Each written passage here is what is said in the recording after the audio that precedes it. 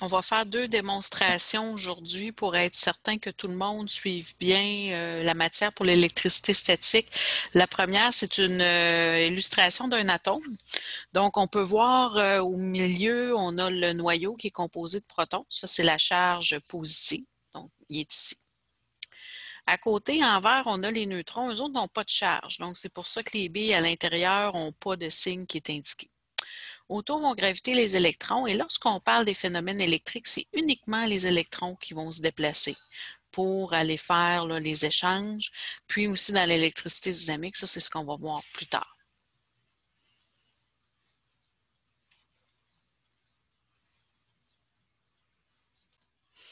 Donc on voit ici la note, les phénomènes électriques sont liés au déplacement des électrons. C'est important de s'en souvenir aussi. Ça va revenir ça quand on va parler de l'électricité dynamique. Deuxième démonstration dont je vais vous parler aujourd'hui, on va parler de la charge d'un objet. Donc, si j'ai un objet qui va compter 10 électrons, 11 neutrons et 7 électrons. Donc, quelle est sa charge et pourquoi? Donc, ce qu'il faut comprendre, ici, on va reprendre là, un peu là, les notions qu'on a vues. 10 protons, ça, c'est la charge plus. Donc, on va faire un plus. On a ensuite de ça, on a 11 neutrons. Donc, eux, ils n'ont pas de charge. Donc, on peut faire un 0, pas de charge. Ici, on a 7 électrons, eux autres, c'est la charge moins. Quelle est sa charge et pourquoi?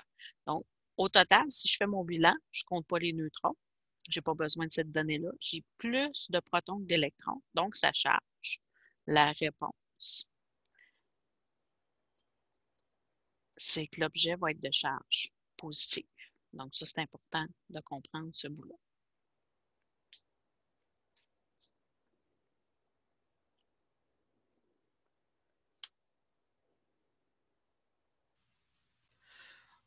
Deuxième exemple, on frotte de la laine sur une tige de plastique.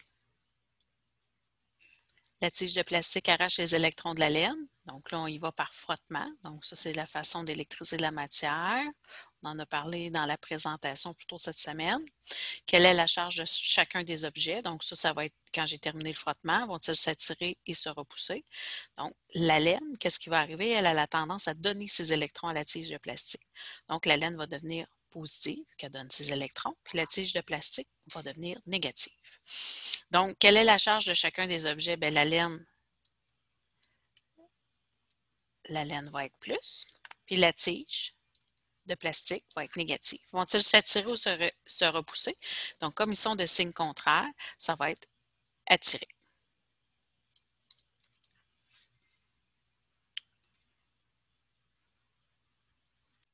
Dans vos exercices supplémentaires, vous avez des questions de mathématiques, à savoir la valeur d'un coulomb qui correspond à 6,25 fois 10 exposant 18 électrons ou protons. Donc, c'est des questions mathématiques. Il y a des problèmes à compléter avec ça. On veut savoir, en frottant deux corps l'un contre l'autre, on a 2,8 fois 10 exposant 21 électrons qui sont transférés de un à l'autre. Quelle quantité de charge est associée à ce transfert d'électrons? Quand j'ai un problème comme ça, je vais utiliser mon équivalence. Donc, 1 coulomb est égal à 6,25 fois 10 exposant 18 électrons. Et moi, je veux savoir la quantité de charge, c'est ce que je me demande.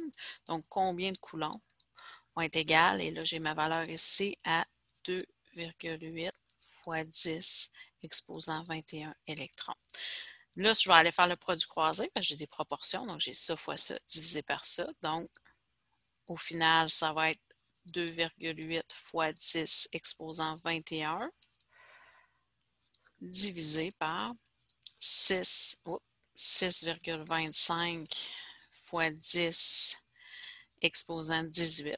Et là, sur ma calculatrice, très important, je vais aller insérer des parenthèses parce que sinon, parfois, là, il y a certaines calculatrices que la priorité n'est pas bien respectée. Donc, je vais aller le calculer.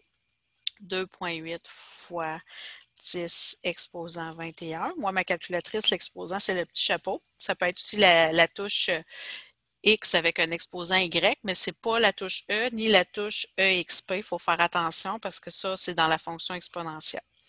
Donc, 10 exposant 21, je ferme ma parenthèse, divisé par 6,25 fois 10 exposant 18.